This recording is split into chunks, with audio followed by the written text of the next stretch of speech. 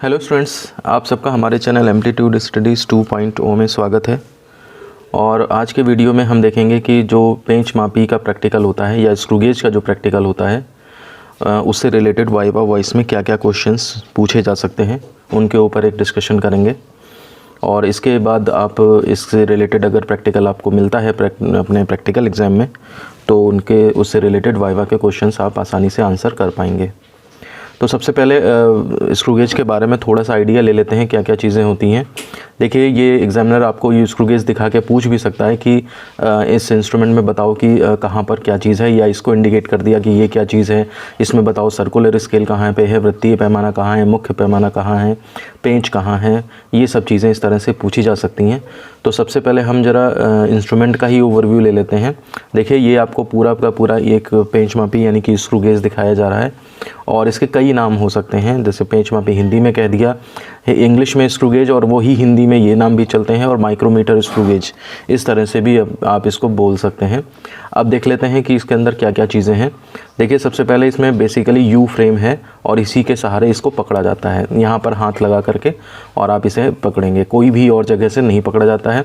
एक हाथ से आप इसे पकड़ते हैं और दूसरे हाथ से आप इस सिलेंडर या फिर इस रैचेट को घुमाते हैं।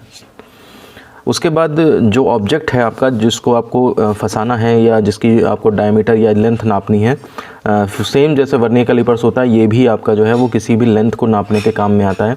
जैसे सपोज़ करिए ये आपको ऑब्जेक्ट दिया हुआ है और आपको इसकी जो है वो डायमीटर पता करना है, व्यास पता करना है, तो आप उसे इन दो जबड़ों के बीच में फंसाएंगे। अब यहाँ पर क्या है, जैसे वर्नियर कैलिपर्स में एक जबड़ा फिक्स होता है, यहाँ पर भी एक ये इस पार्ट इसका फिक्स होता है, इसे हम स्टड बोलते हैं। ये इसी के साथ अटैच होता है। और ये देखिए, यहाँ पे एक स्क्रू लगा हुआ है। इस स्क्रू को अगर हम पेचकस से कसेंगे, अगर थोड़ा सा या ढीला करेंगे, तो ये स्टड थोड़ा बहुत आगे इधर उधर हो सकता है। और एक बार जो सेट करके रख दिया जाता है, बस उसी से फिर काम किया जाता है। और दूसरा जबड़ा जो है वो, यानी कि ये चीज़ जो है वो आपका वास्तव में स्क्रू है, जिसके नाम पे आपके इंस्ट्रूमेंट का नाम स्क्रू गेज पड़ा हुआ है। तो ये स्क्रू वही स्क्रू है जिसके नाम पे इंस्ट्रूमेंट है। और इस स्क्रू को, इसका नट कहाँ है जिसके अंदर ये चलेगा, तो वो ये नट ये है, ठीक है ना। इसके अंदर आप, इसमें चूड़ियाँ हैं और इसमें उल्टी चूड़ियाँ होंगी, उसके ऊपर ये चीज़ जो है वो चलती होगी, ठीक है। तो इस तरह से ये, जब हम इसको सिलेंडर को घुमाएंगे, सिलेंडर से ये स्क्रू कनेक्टेड है। आप जब इसे घुमाएंगे इस तरह से, ये मतलब रोटेशन देंगे या तो इस तरफ या फिर इस तरफ, तो उस केस में आपका इससे घूमने के साथ साथ ये पेंच जो है घूमेगा। और यहाँ पर जो चूड़ियाँ नट में कटी हुई हैं, इनमें ये चूड़ियाँ फंसी हैं, तो इसको घुमाने पर ये चीज़ आगे पीछे बढ़ेगी। तो ये चीज़ जो है वो आपका स्क्रू है, और इसकी ये चूड़ियाँ ये बनी हुई हैं, ये नट है, और ये यू फ्रेम हो गया। ये आप इतना समझ गए। अब इसके बाद देखिए, इस पेंच के ऊपर एक ये स्लीव सिलेंडर होता है। स्लीव माने मतलब किसी के ऊपर कोई चीज़ चढ़ा देना। ये चीज़ आगे पीछे नहीं चलती है, ये उसको ढके हुए है केवल। और इसके ऊपर ये जो मार्किंग्स हैं दिख रही हैं आपको, 0 और फिर 1-1 मिलीमीटर के खाने हैं, ये आपका मुख्य पैमाना यानी कि मेन स्केल कहलाता है। इसके बाद ये जो स्केल है जो इस सिलेंडर के ऊपर है, इस सिलेंडर को थिम्बल बोलते हैं या सर्कुलर सिलेंडर बोलते हैं। इसी को पकड़ के सबसे पहले घुमाया जाता है इसको। रैचेट का यूज़ तो बाद में आता है, पहले इस थिम्बल के थ्रू ही घुमाया जाता है। इसके ऊपर जो ये स्केल बना हुआ है, इसे हम वृत्तीय पैमाना या फिर थिम्बल पैमाना कहते हैं, सर्कुलर स्केल कहते हैं। तो जैसे वर्नियर स्केल में, वर्नियर कैलिपर्स में था हमारे पास कि एक मुख्य पैमाना होता था और एक वर्नियर पैमाना, वैसे यहाँ पे मुख्य पैमाना ये है, और वर्नियर पैमाने के बजाय यहाँ पे वृत्तीय पैमाना है। और इसके बाद देखिए, थिम्बल हो गया ये, और उसके बाद यहाँ पे एक रैचेट लगा है। रैचेट का यूज़ जब बॉडी जो है वो टाइट हो रही हो, टाइट होने वाली हो, तब घुमाने में किया जाता है। स्टार्टिंग में आप इसके थ्रू घुमा सकते हैं, लेकिन बाद में जब टाइट होने लगेगी वस्तु, तो फिर उसके बाद रैचेट के थ्रू ही घुमाया जाता है। इसकी वजह है वो हम अभी आगे क्वेश्चंस में बताएंगे। तो सबसे पहले नाम जो है वो इसका कैसे पड़ा, तो क्वेश्चन पहला बनता है कि इसका नाम जो है वो स्क्रू गेज कहते हैं, तो वो क्यों कहते हैं। तो आप बता देंगे कि स्क्रू मतलब इसके अंदर एक स्क्रू होता है, और गेज का मतलब मेज़रमेंट लेना, तो इसलिए स्क्रू के बेस पे मेज़रमेंट ले रहे हैं, इसलिए इस इंस्ट्रूमेंट का नाम स्क्रू गेज पड़ता है। फिर दूसरा इसका ये आता है कि इसका लीस्ट काउंट कितनी होती है। तो इसकी जो अल्पतमांक होती है, यानी कि हिंदी में अल्पतमांक उसे कहते हैं, तो ये अल्पतमांक ध्यान दीजिए 0.001 सेंटीमीटर होती है। ठीक है ना। अब जहाँ यहाँ पे बता दें हम वर्नियर कैलिपर्स के मुकाबले क्या होता है, यहीं पर आपसे वर्नियर कैलिपर्स की अल्पतमांक भी पूछ सकती है, तो 0.01 सेंटीमीटर उसकी होती है। तो अगर हम इससे कंपेयर करें तो ये डिवाइड बाई 10 करेंगे तब आएगा।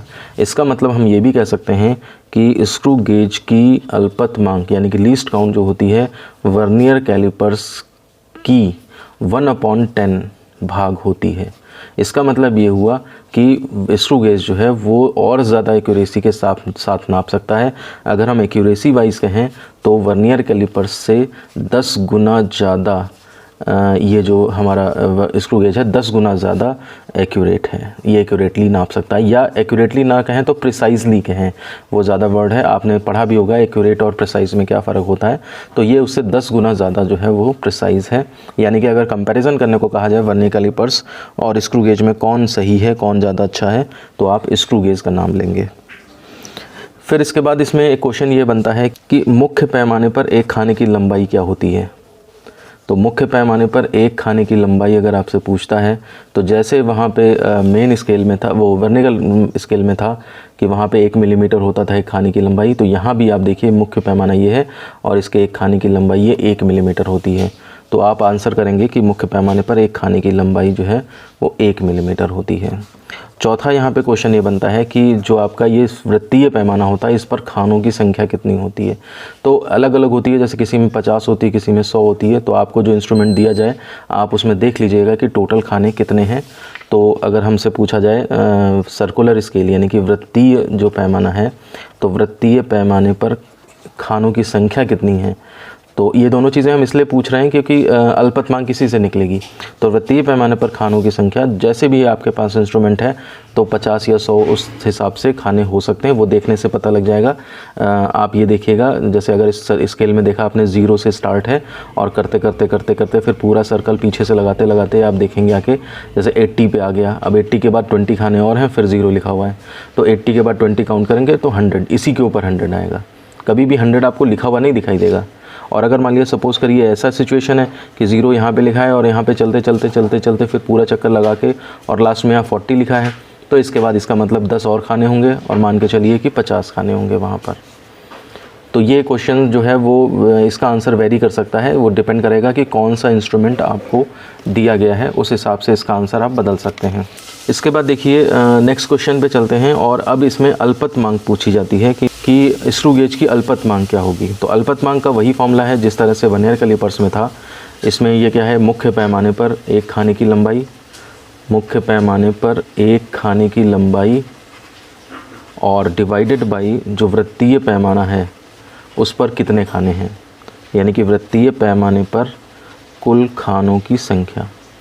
तो ये हमारा जो है वो अल्पतमांक का फॉर्मूला बनता है। आप इसमें वैल्यू जो है पुट कर दें।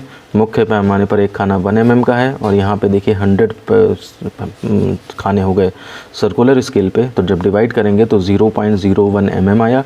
और मैंने बताया आपको अल्पतमांक जो है इन इंस्ट्रूमेंट्स की ज़्यादातर सेंटीमीटर में व्यक्त की जाती हैं, तो इसलिए इसको सेंटीमीटर में व्यक्त कर दें तो उस केस में 0.001 सेंटीमीटर।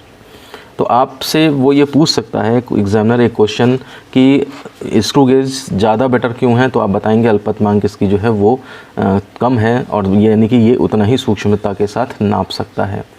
अच्छा, एग्जामिनर कभी कभी ये भी पूछ देते हैं कि क्या वजह है कि ये ज़्यादा सूक्ष्म है, तो आप कहेंगे कि वर्नियर कैलिपर्स में जो है वो मुख्य खाने की लंबाई तो वही रहती थी 1 mm, लेकिन वहाँ पर वर्नियर स्केल पर खानों की संख्या 10 होती थी, तो 1/10 करके जो आता था आंसर। यहाँ पर वृत्तीय पैमाना है और वृत्तीय पैमाने पर खानों की संख्या ज़्यादा है, इसलिए जो है वो आपका अल्पतमांक जो है कम हो गई जा करके। तो एक्चुअली मेन डिफरेंस ये है वर्नियर कैलिपर्स और इसमें कि वर्नियर कैलिपर्स में एक सीधा स्केल होता है, तो आप उसमें ज़्यादा से ज़्यादा स्पेस को 10 अगर खाने बनाएं तो आँखों से इतने ही दिखाई दे सकते हैं। लेकिन यहाँ पर क्या है कि सर्कुलर स्केल का इस्तेमाल कर लिया जाता है, तो सर्कल में जो है वो उसके परिधि पर जब आप बनाएंगे खाने तो काफ़ी सारे खाने बनाए जा सकते हैं जो कि आँखों से दिखाई दे सकते हैं। इस वजह से जो है यहाँ पर ज़्यादा खाने बनाने के लिए सर्कुलर स्केल का इस्तेमाल किया गया है। एक इंस्ट्रूमेंट होता है स्पेक्ट्रोमीटर, वहाँ पर वर्नियर कैलिपर्स स्केल जो लगा होता है उसमें 10 की बजाय 20 डिवीजन्स होते हैं और वो 20 डिवीजन्स इतने पास हो जाते हैं फिर, क्योंकि उतने ही गैप में आने हैं 20 डिवीज़न, तो देखना मुश्किल हो जाता है। इसलिए वहाँ पर एक उत्तल लेंस लगाया जाता है ऊपर, ताकि हमें वो खाने दिखाई दे सकें। तो ये मेन डिफरेंस होता है सर्कुलर स्केल और वर्नियर स्केल में क्या है, किस वजह से सर्कुलर स्केल का इस्तेमाल कर रहे हैं, क्योंकि हम उस पर नंबर ऑफ़ डिवीज़न्स जो हैं वो बढ़ा सकते हैं, और जितना नंबर ऑफ़ डिवीज़न्स बढ़ेंगे उतना ही अल्पतमांक जो है वो कम हो जाएगी और उतना ही यंत्र हमारा सूक्ष्मता के साथ मेज़रमेंट ले पाएगा।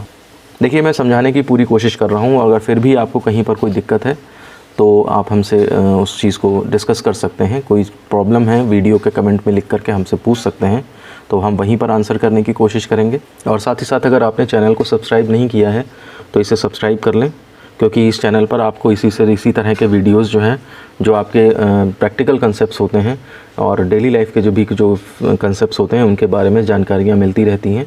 तो इसलिए आप इसे सब्सक्राइब करें, वीडियो को लाइक करें और साथ ही साथ अपने दोस्तों में शेयर करें। अब देखिए, 7वां क्वेश्चन आता है हमारा कि रैचेट का यूज़ क्या है। तो रैचेट का उपयोग देखिए बहुत ही ज़्यादा इंपॉर्टेंट क्वेश्चन है। अक्सर ये वाइवा में पूछा जाता है कि जब घुमाने के लिए आपको ये थिम्बल दे दिया, एक सर्कुलर सिलेंडर दे दिया है, तो आपको फिर ये रैचेट क्यों दिया हुआ है। तो देखिए, इसके लिए हम कंसेप्ट आपको बता देते हैं कि जब हम किसी स्क्रू के से किसी चीज़ को कसना स्टार्ट करते हैं, जैसे मान लिया सपोज़ करिए इसको कसना है आपने, तो वर्नियर कैलिपर्स में तो जबड़े थे, आपने उसको चलाया, कस दिया, तो उस तरह से आप फोर्स जो है वो एक मिनिमम मतलब एक लिमिट तक लगा सकते हैं। लेकिन जब हम किसी चीज़ से स्क्रू से उसको टाइट करना चाहते हैं तो उस केस में हम बहुत ज़्यादा फोर्स अप्लाई कर देते हैं और उस केस में ये वस्तु के दबने के चांस हो जाते हैं और इससे हमारी रीडिंग पे फ़र्क पड़ता है।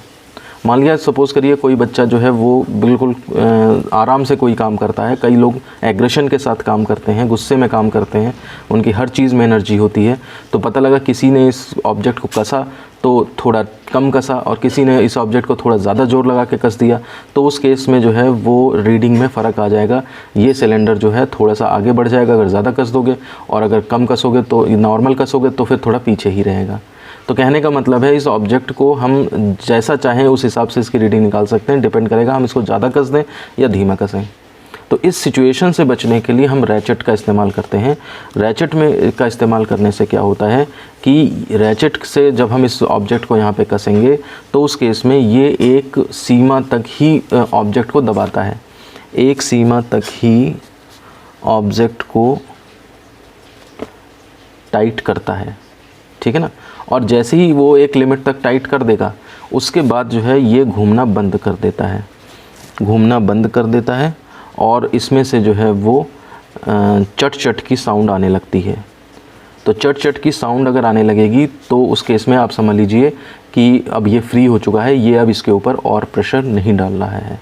जबकि अगर उसी टाइम आप सिलेंडर से घुमाना चाहें तो आप घुमा देंगे, देखिए आप आधा चक्कर तक और घुमा देंगे उसका।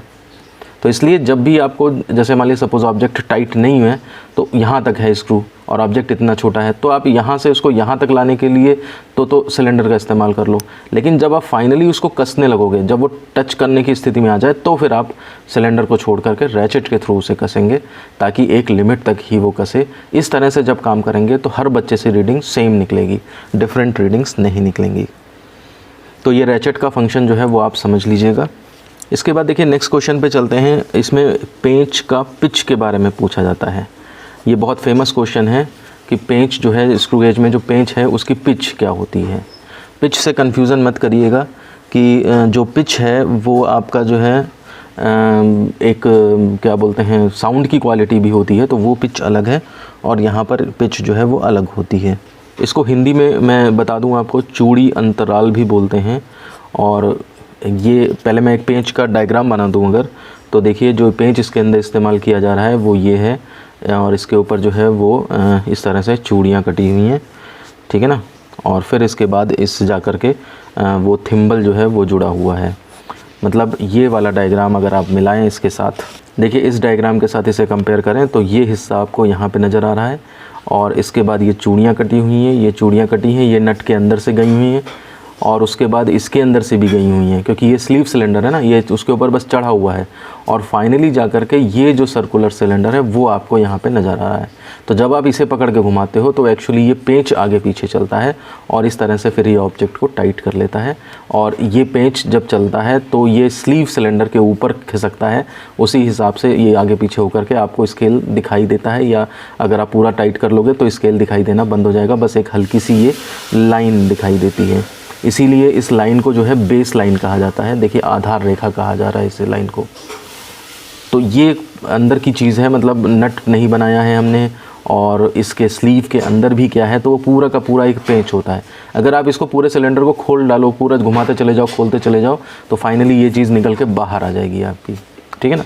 तो यहाँ पर ये जो पेंच है, ये जो पेंच है पूरा आपका, इसके चूड़ी अंतराल का मतलब है 2 क्रमागत इसकी जो चूड़ियाँ हैं उनके बीच की दूरी, ये आपकी जो है वो पिच कहलाती है। तो अब इसको जो है वो पिच को डिफ़ाइन कैसे करें, ये तो आपने बता दिया कि हाँ भाई पिच का मतलब ये हो गया। तो डिफ़ाइन कैसे करेंगे, तो आप इसको ऐसे डिफ़ाइन करेंगे कि पेच को अगर हम एक पूरा चक्कर रोटेट करा दें, ऐसे ही रोटेट करा रहे हैं, इसको अगर हम एक पूरा चक्कर रोटेट कराते हैं, जैसे 0 यहाँ पे है और घुमाते जाएँ घुमाते जाएँ घुमाते जाएँ और फिर 0 यहीं आ जाए, तो उस केस में पेच जो है वास्तव में अपनी एक चूड़ी के बराबर डिस्टेंस आगे या पीछे घूम जाता है। तो इस तरह से इसकी डेफिनीशन बनेगी कि पेंच को एक चक्कर अगर हम घुमाते हैं तो उसके द्वारा जो चली गई दूरी, जो उसके द्वारा चली गई दूरी होगी, वो चली गई दूरी जो है वो पेंच का पिच कहलाती है, ठीक है ना। यानी कि चूड़ी अंतराल कहलाता है, यानी कि 2 चूड़ियों के बीच में, 2 क्रमागत चूड़ियों के बीच में कितना गैप है, कितना अंतर है, वही चूड़ी अंतराल कहलाता है। तो आप चाहे सिंपल डेफिनेशन दे दें, चाहे उसको घुमा के डेफिनेशन दे दें, बात वही है। और यहाँ पर देखिए इसकी जो चूड़ी अंतराल पेंच का जो होता है वो 1 mm होता है। यही 1 mm आपको जो है यहाँ पे दिखाई देगा। ये 1 mm जो स्केल है आपका, 1 mm का हर खाना है, तो आप एक चक्कर घुमाएंगे तो इस पर ये 1 mm आगे पीछे घूम जाएगा। तो चाहे आप चूड़ी अंतराल कहिए वो भी 1 mm है, और चाहे आप मुख्य पैमाने पर एक खाने की लंबाई भी कहें तो वो भी 1 mm है। यानी कि एक सिलेंडर को, इस सिलेंडर को अगर आप एक चक्कर घुमाते हैं तो एक चक्कर घुमाने पे वो एक खाना आगे पीछे खिसक जाएगा। देखिए अगला इसके अंदर एक पॉइंट आता है, अल्पतमांक कितनी होती है तो हम देख चुके। क्या फॉर्मूला होता है वो भी आपको लिखने के लिए कहा जा सकता है। तो पेंच का जो स्क्रू गेज का जो अल्पतमांक होता है वो होता है मुख्य पैमाने पर एक खाने की लंबाई, जैसे वहाँ पे था मुख्य पैमाने की एक खाने की लंबाई, और डिवाइडेड बाई जो है वो सर्कुलर स्केल पर कुल खानों की संख्या, ठीक है ना। कभी कभी क्या करते हैं कि इस फॉर्मूले में थोड़ा सा चेंज कर देते हैं, मुख्य पैमाने पर एक खाने की लंबाई की बजाय यहाँ पे पिच का इस्तेमाल कर लेते हैं। जो अभी हमने सीखा ना पेंच का पिच, तो वो पिच कितना है और अपॉन सर्कुलर स्केल पर कुल खानों की संख्या। तो चाहे जो भी आप यूज़ करें उसकी वैल्यू जो है 1 mm ही होती है, and divided by circular scale पे खाने 100 ले लिए, तो 100 को डिवाइड करेंगे तो 0.01 mm हो गया, और यानी कि ये फिर 0.001 सेंटीमीटर। ये आपका इस तरह से अल्पतमांक निकल आती है। तो हम पहले भी अल्पतमांक देख चुके थे, लेकिन वो केवल इसके बेस पे थी। अब आप ये भी देखिए कि पिच के बेस पे भी इसको कहा जाता है कि पेंच का चूड़ी अंतराल अपॉन सर्कुलर स्केल पर खानों की संख्या, या पेंच का पिच अपॉन सर्कुलर स्केल पर कुल खानों की संख्या। इस तरह से भी अल्पतमांक को हम डिनोट कर सकते हैं। इसके बाद देखिए पेंच मापी में शून्यांक त्रुटि के बारे में भी डिस्कस कर लिया जाता है। शून्यांक त्रुटि क्या होती है कि अगर मान लिया सपोज़ करिए आपने यहाँ देखिए, अगर हम इसको घुमा करके और ये जो पेंच है उसको स्टड से मिला दें, मतलब ऑब्जेक्ट नहीं है, इसको सिंपल मिला दिया, तो जो सर्कुलर स्केल का 0 है वो बेस लाइन की सीध में आना चाहिए। कहने का मतलब है हमारी सिचुएशन ऐसी बननी चाहिए कि ये बेस लाइन है, और जब हमने इसको मिला दिया उसके साथ, तो ये देखिए इस तरह से, जब सर्कुलर स्केल को थोड़ा सीधा ही बना देता हूँ मैं, तो इस तरह से आपका जो है वो 0 इसका जो है वो यहीं पे आ जाना चाहिए, बेस लाइन से मैच कर जाए। ये गैप बहुत कम है क्योंकि ये दिखाने के लिए डायग्राम में बना रखा है, अदरवाइज़ ये बिल्कुल इसके पास में आ जाता है।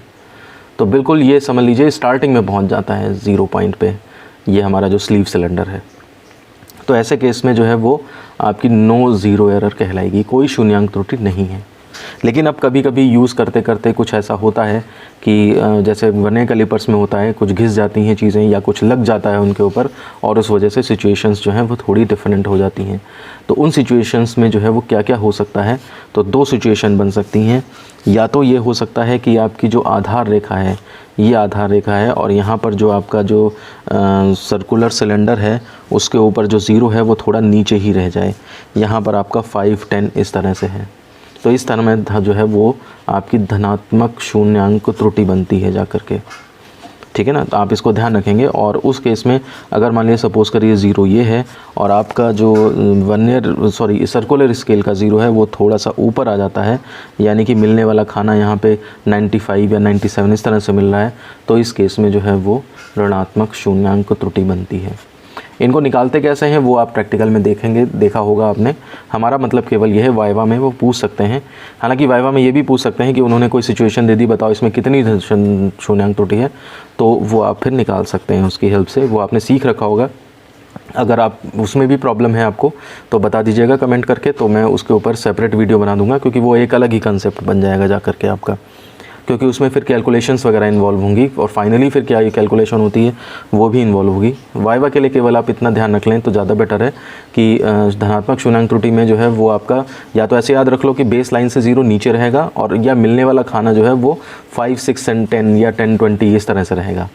और ऋणात्मक शून्यांक त्रुटि में जो है वो 0 ऊपर रहता है और मिलने वाला खाना जो होता है लगभग वो 95, 80 मतलब 50 से ज़्यादा रहेगा या 50 से कम खाना मैच करेगा। इस तरह से भी ध्यान रख सकते हैं। डेफिनीशन वैसे यही लिखी जाएगी कि बेस लाइन से 0 जो है वो नीचे रह जाता है और इसमें बेस लाइन से 0 जो है वो ऊपर चला जाता है। तो ये आपका त्रुटियों से रिलेटेड क्वेश्चन हो जाता है। देखिए अगला क्वेश्चन आता है कि जो आपका ऑब्जर्वेशन होगा यानी कि प्रेक्षण लेंगे तो प्रेक्षण में प्रेक्षित लंबाई कैसे निकलेगी। तो प्रेक्षित लंबाई के लिए जो फॉर्मूला होता है वो यूज़ किया जाता है मुख्य पैमाने का पाठ्यांक, और ज़्यादा से ज़्यादा फॉर्मूला पूछ सकते हैं वाइवा में, अदरवाइज़ तो पूरा प्रैक्टिकल ही हो जाएगा। फिर मुख्य पैमाने का पाठ्यांक और फिर इसमें जो है वो plus n into least count, जहाँ पे जो है वो n की वैल्यू क्या होती है वो आपका सर्कुलर स्केल का वह खाना जो मुख्य पैमाने से मैच करता है या की सीध में है, कैसे भी लिख लें, वो खाना देख लिया जाता है लीस्ट काउंट से मल्टीप्लाई करके और मुख्य पैमाने के पाठ्यांक में जोड़ देते हैं। केवल फॉर्मूला हम डिस्कस कर रहे हैं, बाकी कैलकुलेशन वो आपने प्रैक्टिकल में देखी होगी। और एक लास्ट क्वेश्चन, जब प्रेक्षित लंबाई निकल आए तो शुद्ध लंबाई कैसे निकलेगी, करेक्टेड लेंथ कैसे निकलेगी।